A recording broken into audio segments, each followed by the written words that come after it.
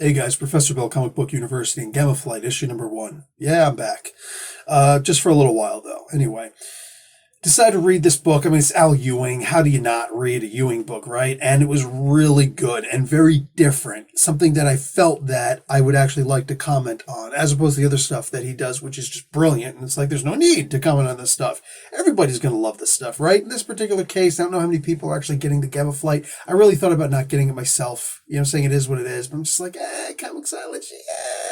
Okay, fine. Purchase. I'll just purchase, okay? Do you mind? Do you mind? Shut up. And I'm glad I did. I really am glad I did. This is issue number 1 of 5, and I'm looking forward majorly to reading the next 4 issues as well. And I hope that something else comes from this as well. Because, whew, a lot of people have been talking about one certain character. Is this character going to come back? Yep. Yeah, he will. I'm going to have a spoiler later on, and you know the deal. When I raise my hand, that's when the spoiler's being done, and when I lower it, that's when you can bring the sound back on. I'll be doing that much later in the review, but just keep in mind that's going to happen. This particular issue is called Someone Bigger. Love the title. Very apt and perfect because the setup is just, well, it's Ewing, so it's perfect. Al Ewing and Crystal Frazier are the writers. More on Frazier in a moment. Lan Medina doing pencils, Antonio Fabella doing color art, and VC's Joe Sabino doing letters. Let me talk about the art really quick. There's a difference between jumping up and jumping down. If you've ever done the art, or if you've thought about the kinesthetics of a body, or you've practiced jumping, box jumping, or any kind of exercise along those lines, you know that there is a physical difference between leaping up and leaping down. And it should be drawn that way as well. There shouldn't be 3 panels in a row of the exact same bend in Titania's legs and knees and ankles as, when she's jumping up or jumping down. I didn't appreciate that. There was no difference. I couldn't see any veins. I couldn't see any, more specifically, the ligaments. I couldn't see any of those because, your hammies are going to definitely change up, leaping down, the direction of your toes, the direction of your feet, the angle that you're moving. Saying all that stuff, there is going to be a difference. In fact, the spread of your knees. Practice right now, just really quick. Leap up with both your feet together. And then if you can stand on top of something higher than a foot, leap down. Notice the difference in the spread of your knees, right? There's a big difference there. And Lan Medina didn't seem to understand or appreciate that in these 3 images. Why am I harping on this? Because I could not find anything else wrong with this guy's art. It is freaking phenomenal. I love this guy's art. He's just amazing. The last page in here is something where you just look at and you're like, yeah, this is terrifying. I love it. I love it anyway. It's like, I'm excited. I'm terrified. A little worried for a couple people. You know what I'm saying? Maybe call a couple numbers, check to make sure I got my EDC kit on me. I mean, it's something else. It's something else. All right. Anyway, yeah, there's a return in this comic book, and I wasn't expecting it. I was expecting it for later. I was somewhat shocked to see it now, but that is something that Ewing does to you. It's something that by the time you realize what he's doing, and you're like, oh, he's going to do this. It's like, boom. Oh, there it is. There it is. Holy crap. He did it a lot sooner than I expected him to. Yeah. Yeah. Even when he tells you this is what's going to happen, you're like in denial. Nah, it's not going to happen. Oh, crap. Oh, there it is. Oh, shoot. He just told me. That's funny. He just told me that was going to happen. Anyway, I love Ewing's capabilities in that regard. Bro, if anybody's going to replace Alan Moore, and I don't think anybody can replace Alan Moore, but if anyone could, it would definitely be Al Ewing. The guy's just amazing. The guy has the ability to... Like, it's one thing to read the comic books in the past. You shouldn't ever be a comic book writer if you've never read comic books before. Specifically, if you're going to write for a franchise like Marvel or DC, and if you're going to be writing superheroes specifically, you have to know the history of these superheroes, or at the very least the history of the cities itself, the universe itself, the objects in the universe, the materials in here. Secondary adamantium is brought up, and I dig it because I doubt there are a lot of people nowadays who even know what secondary adamantium is in the first place. In fact, ever since Marvel stopped talking about adamantium in the first place, You know what I'm saying? And start, vibranium is the big thing now because we don't own the Fantastic Four and the X-Men anymore. So F adamantium. So they went with vibranium for the longest time. And it's like, well, wait, we get adamantium again. Bring everything back. Bring back the FF. Bring back freaking Wolverine. Let's go. So, yeah, secondary adamantium. Congratulations. Remember when Blastar blew away an entire building made of adamantium in the Fantastic Four? And like, it must have been secondary adamantium because they couldn't spend adamantium for a whole building. Did you realize how much that stuff would have cost? So, yeah, a secondary he can do. Primary he can't. Anyway. I dig what Ewing did here, and it's the only thing that really makes sense, and the way that he did it was simply fantastic. I remember there was any character who can absorb things should absolutely do something like that. I remember every time that I would host an RPG, and there'd be somebody playing some kind of character that can absorb something and take on the properties of that thing or whatever, they'd always be like, it'd be nice if I had a well to go to. And they would always inevitably do something like that. And it's like, why don't they do that in the comic books? I know it seems to make the character too strong, but that's what any character in the comic books would do. So, anyway, I saw Kelly Thompson do it with one of her characters, West Coast Avengers. That one character she created, and nobody's seen him hide her hair since West Coast Avengers. He had the vibranium facial piercings, or the nose, the septum divider thing. Anyway, and now we got Creel doing something in here also, the Absorbing Man. So, like I said, knowing the history of the universe and the objects in the universe, it's absolutely fantastic and it's crucial, right? Ewing has another ability, though. Rick Jones is one of the oldest characters. Like, it's a freaking Jack Kirby creation. You know what I'm saying? He's one of the oldest characters, closely associated with the Avengers, Captain America, and the Hulk specifically. You know what I'm saying? But all the Avengers as a whole. Captain Marvel, right? He's been important in so many different storylines and whatnot. And he died. And it could have been a simple bring back of the character. It had to be something special, right? He used to be the A-bomb. You remember that? So, knowing all these things about the character and bringing back the character, but having him so vague, it's funny because he could have Rick Jones do pretty much anything and we'd be okay with it, right? But he's keeping him very vague in here. So he's here. And it's important that he's here, but it's strange, right? Still waiting for Thunderbolt Ross. There's got to be a return of Thunderbolt Ross at some point. I know somebody said he's in another character or in another comic book, but with all due respect, I think it's stupid that he'd be in another comic book with the great Al Ewing doing so much with the Hulks right now, right? Nobody should be touching this character at all. It should be an immediate, you know what I'm saying? Somebody comes up, Donnie Cates wants to, and Aaron wants to do something, all these different people, Jason Aaron, all these people are doing, the editors at Marvel, like C.B. Cebulski, freaking whomever, all right? All these guys should just be, Kevin Feige, all of them should be like, no, Ewing has complete control over the Gamma world. You have complete control over backing the F up, mother fathead. That is the way that it should work. So, no, I don't want to see Thunderbolt Ross and anything else. Ewing should have complete control over that stuff. Puck. Puck is a character that was not created by Jack Kirby. He was actually created by John Byrne.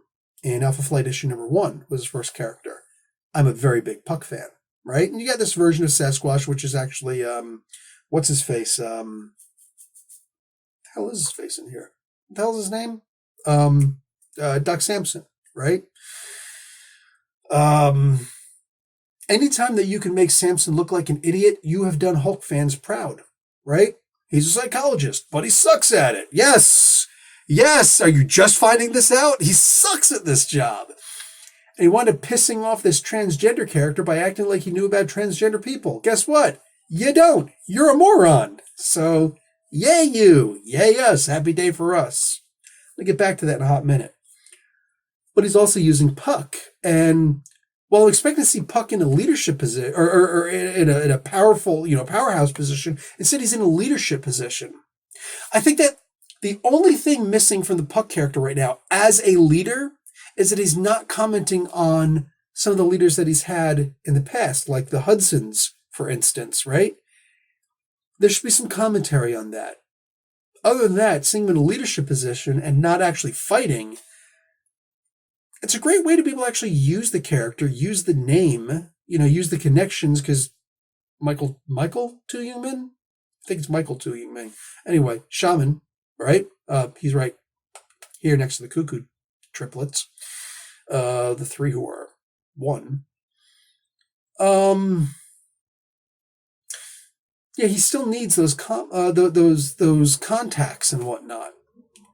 But seeing him in a leadership position is different for the character. And I like it. I dig it. I appreciate it. At the end of the day, I think we all understand, most of us at least understand what Ewing is doing here. He's giving us these different interpretations that even the Crusher Creel character, Absorbing Man, he's got the same aspects that he's used all throughout his history when he was in the Thor comics and on. Same thing with Titania, since Jim Shooter created her in the original Secret Wars comics, right? All the same aspects of these characters, but, slightly evolved. And what's more than that is the idea that even what Saladin Ahmed did with Crusher Creel, he's brought that heroic aspect to him, but he still wants to rob a bank, but he's still a good guy. He's still going to listen to the people who are in charge. He's still willing to listen to reason. I dig it. New character created here, Stockpile. Dion, I believe is his name.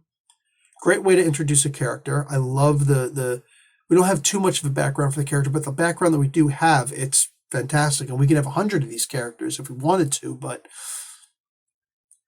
I like this. And I hope that there's a character who we get to use later once he can control his powers a lot more. I hope he's not just a character who's created simply to be killed. That would be boring. But I like the idea that he's here in this book and the way that he's introduced. We could do a lot with him, right? And I would love to see that. Crystal Frazier is going to be important to talk about now. Because, let me get into that actually in a hot minute. Let me put my hand up and give you the spoiler here. So, hand is up, that means spoilers. So if you didn't read this comic book, piss off. Okay, beginning now. We see Scar returning, and the way that he returns is perfect. And the hint that we had that he was returning soon, we didn't realize this issue, but soon, I think it was fantastic. That's another Al Ewing thing. It's like, here's this character, and it's like, could we see this character in the future? Yeah, if the future is turn the page a couple times and bang, there you go. And seeing him show up, and did you notice the 6 little fingers on his face, just like with the Abomination? Yeah, that. Oh, and General Fortean as well, who took over the Abomination body afterwards. It looks like this is how he wound up getting his gamma powers back, because he was free of his gamma powers, right? The gamma curse, and it was against his will, because he was born into this. But having an offer by a devil to get your stuff back, but you're going to have these silly little fingers on your face, I could see why he would say yes. But he's back. He's got the freaking tattoos and everything, and I think fans are going to freak out seeing this character again. So yeah, there's that. Spoilers over. Put my hand in my pocket like Orange Cassidy. Anyway, but let's talk about another character in here, Dr. Mcgowan. I think that the best that we've seen from her, and this is a transgender woman, so born biologically a male and then transitioned to a woman, so she is now called her, she, her. We haven't seen much from her. I think the best part that we've seen from her was with Zemu, the original Living Hulk, when she was a kid, she saw Daredevil come in and rescue her. But then she imagined that it was actually Zemu who was Daredevil, because he wanted to take on we have to assume the positive aspects of superheroing, because Daredevil of all people would have several negative aspects. You know what I'm saying? It's like, I'm the hero kid. I'm the good guy kid. I'm not the bad guy. That thing that when Ben Affleck was the character in the movie. Anyway, um, the closest we got to anything special by her was when she went to the child-minded Hulk and said, "Yeah, I've got more experience with understanding my identity because I thought about my identity more than anybody else." Personally, I thought that was brilliant. I thought it was a really great idea because, yeah, I take for granted every day. I'm not joking, and I think that most of us do. We take for granted the idea that I'm a guy. I know I'm a guy. I like chicks. I know I like chicks. You know what I'm saying? Hey, chick, how you doing? You know, like it's that simple. You know what I'm saying? As opposed to, I remember talking to a friend who I think non-binary. He's non-binary, and he was like, I made a comment about him being married at one point, and I believe that he prefers the term they now. Obviously, not somebody I talk to very often. Anyway, um, didn't want to be called him anymore. But at the time, when he was a he was thinking, I don't know if I would want to marry a boy or a girl. I'm like, oh, interesting. And he would go into more. I don't know if I'm a boy or a girl. I'm like, oh, wow. And I can't imagine having to think about that all the time. But then again, women can't imagine thinking of sex and getting an erection all the time. So it is what it is. You know what I'm saying? Joey from Friends. You have boobs. Like, how do you get anything done? Exactly. with with a character that, aside from that, I know a lot of people didn't like that, but whether you liked it or not, that's the only thing that was actually interesting about the character. Crystal Frazier being brought in here, and not just for consultation, because I've seen special thanks to Vita Ayala before in several books when they're dealing with or trying to do something with a transgender subject or character or whatever. And in this particular case, Crystal, she is considered a full-on writer in this. So cool. Crystal has done a Pathfinder comic book, Rolled and Told, Shout Out, Marvel's Voices, this book, Gamma Flight, obviously, and DC Holiday Special. I'm going to read her wiki excerpt really quick. Crystal Frazier is an American artist and game designer known for her work on the Pathfinder role-playing game. She's also the author of the webcomic Venus Envy and a trans woman as a protagonist, with a trans woman as a protagonist, which ran from 2001 to 2014. That's pretty good. She is a trans woman and is intersex. Had to look up intersex, and basically that means that you were born with some of the typical characteristics, like they said gonads on there, balls, you know, saying, or a vagina or whatever, but they're not in the same shape or full level of development that I guess your typical person, I hope that doesn't sound like an insult, would be made in. Anyway, I don't understand that stuff as much as I could, but I have the privilege of not having to give an F. You know what I'm saying? So it is what it is. But Crystal does think about that stuff. And Crystal, just by working in the role-playing world to begin with, but Pathfinder is one of the biggest. It's part of D&D technically, but it's not part of D&D technically anyway. It's the biggest thing outside of Dungeons and Dragons. So, holy crap. You know what I'm saying? Like, that's a big freaking deal. And she was one of the designers in there. So, yeah, I think that Crystal knows what the hell she's doing. I'm pretty sure that she's got a hell of an imagination. And this isn't her first rodeo trip down a freaking comic book. So, I'm looking forward to seeing what she can do with this character of Dr. Mcgowan, because it would be nice if this character was more than just, hi, I'm the token whatever trans person character, right? Yeah, I'm not interested in that. I want actual characters who are going to add substance to a comic book. And so far, Dr. Mcgowan hasn't done that. I'm going to give you an example. Rewatching The Walking Dead right now. And my wife is really big into Star Trek Discovery, the newest Star Trek that's out right now, the series that's out. They're in season 4 is coming out soon, whatever, something like that. Anyway, they've got 2 gay characters who are married to each other and one character who is transgender or non-binary, whatever, and they're called they. And every single time that we have these characters on screen, they're talking about something sex and gender and pronouns. And no joke, they actually had an entire segment just on pronouns. She was a she was a her, but now she's a they.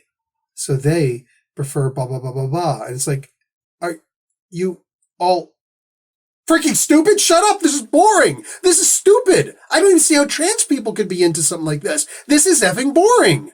Like, dude, this is not representation.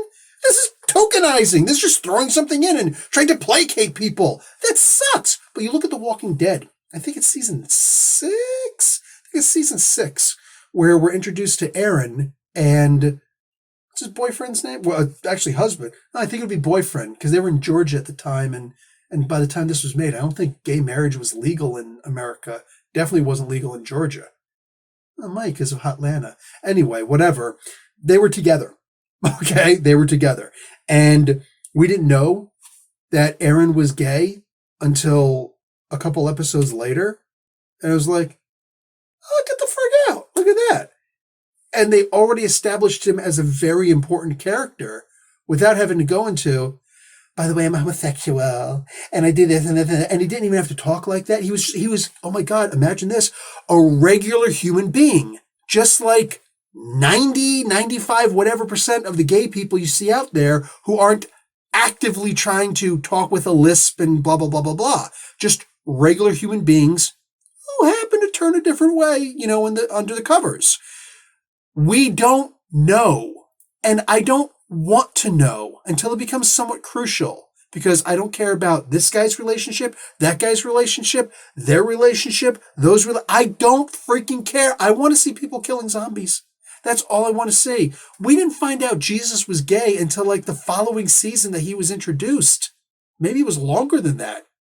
Anyway, that's what I'm talking about. That is how you do actual representation, because you introduce them as a character first, then you point out, by the way, they're gay, they're lesbian, they're bi, LGBT, they're trans. Yeah, I think with most cases with trans, I think there are a lot of trans people that I see that I don't actually know that they're trans people. You know what I'm saying? There's some that's just like, oh, yeah, they made a song about Lola, right? But even then with Lola, when you think about it, freaking Lola, who the hell did that? Was that the Kinks? Anyway, whatever. And Walk on the Wild Side, Lou Reed, right? Characters like that, right? People like that, you can't even tell. You have no idea. You have no idea. And that's the way that I think that these characters should be introduced into the comic books. I want to give a shit about the character. Because when you just introduce a character and say, hi, my name's this, and I'm a trans person, I'm like, I could give a piss off. Piss off with this character. I don't care. You know why? Because I've never once in my entire life seen, and I think that gay people who are writers and artists and whatnot should parody this just because it would be the stupidest thing in the world, but a funny, stupid thing. I've never once seen a straight character introduced and he just comes out and it's like, my name's Superman and I'm straight. I dig chicks. I've never once seen that before. I've never seen a female character come out and, hey, I'm Wonder Woman and I dig guys. That's why I like Steve Trevor. And that was a really deep voice for Wonder Woman, but you get the gist. Like, you see what I'm saying?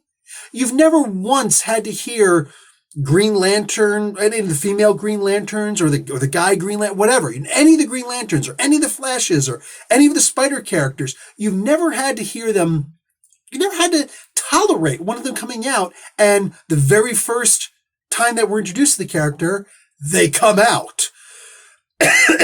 You've never had to, as straight specifically, we've never had that before. So since it's the standard to not do something like that, here's an idea. Don't do it differently with the different characters unless you actually want to oust them as different. No, this is why I think that it would be a good idea to actually get Crystal Fraser in here to make this character better. Because right now the character is useless. I don't think that she sucks. I think that she's just useless.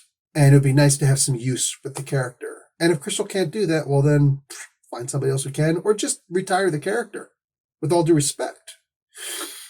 But at the end of the day, I would like to see more done with characters so that when they're introduced, we don't know. You want to know why we don't know? Because we don't care. We don't care, right? In the zombie apocalypse, you being LGBTQIA, I think, are the other one. They keep on adding letters, man. Like, Jesus Christ. We're going to start calling them alphabet people.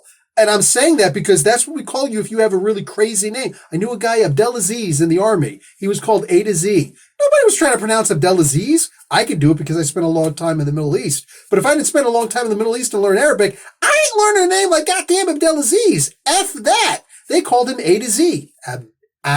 Abdelaziz. A to Z was perfect. And if you got a messed up freaking, like some of the Polish names, they'll call you Ski. You know what I'm saying? What do you call it? If you got a messed up name, whatever, they'll call you Alphabet. And that's just the way it is. And it's not about gay or this or that or anything. It's literally about, it doesn't benefit me. It doesn't benefit me at all. And I'm not doing you any special services by trying to learn your name. Likewise, all this other crazy stuff. Dude, come on, grow up. The world ain't about you. You know what I'm saying?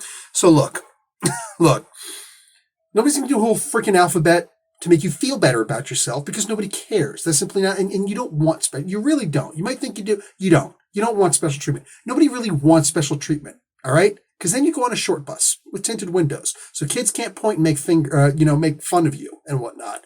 We don't need any more short buses in the world. Okay? What we need is just, here's a bus. We're all going the same direction. We're all going to the same location. We're all going to come back from it. We're all doing the stuff together, and we're just, listen. This is me and this is you. In the zombie apocalypse, LGBTQ stuff, none of that stuff matters. That's not something that's going to get you survivability. That's not something that's going to help you survive. That's not something that's going to help you in a community. That's not something that's going to help you otherwise. Just like me being into chicks, it's not going to help anything. It's what you contribute. And if you want me to read about something like this, it's what you add to the story. And I could care less about all the letters in the alphabet if you're a boring ass character. But man, when frickin' Denise died, I cried, bro. And that was actually Abraham's death in the comic books. But I'm saying, The Walking Dead, when Denise died, I'm like, but she was trying. She was building into this very crucial character, and they was denied her. Because Dwight can't aim for shit! But I'm saying, that is what's going to make a character important. So hopefully, Crystal Frazier, who seems to be an extremely capable and imaginative person, can actually do that with a book, with a character specifically. She's not on here as a special thanks. She's on here as a co-writer, an equal co-writer. So contribute, goddammit. Make this character important to me. All right, I'm out. I really enjoyed this book. I'm looking forward to the next 4 issues or so. I will talk to you guys later. Professor Bill, Comic Book University. Class dismissed.